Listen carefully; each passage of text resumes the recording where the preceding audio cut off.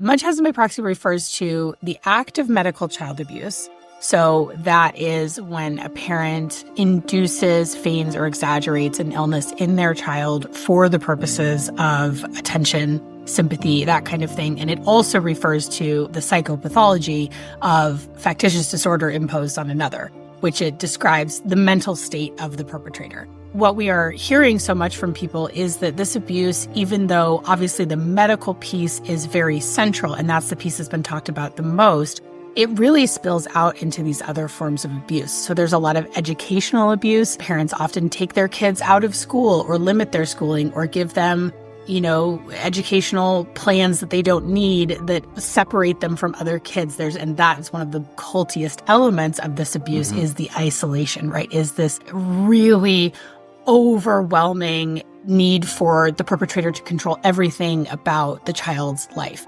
So that really spills over into the educational realm. And they're often saying that they have learning disabilities that they don't really have, that they're on the autism spectrum, that they have ADHD that they need to be medicated for. So you see a lot of these, and there's a great deal of emotional abuse, right, too. So sort of saying who they can and can't see and really keeping them out of really every aspect of having a normal life for a kid, right? They're limiting who they can be friends with. Anybody that starts to question the mom gets cut out. Munchausen by proxy abuse is my preferred term because it's really more descriptive of the whole picture. And I think really, obviously the medical stuff is, the most likely to be life-threatening, but the impacts, the psychological and emotional impacts of these other pieces of it really are quite serious as well.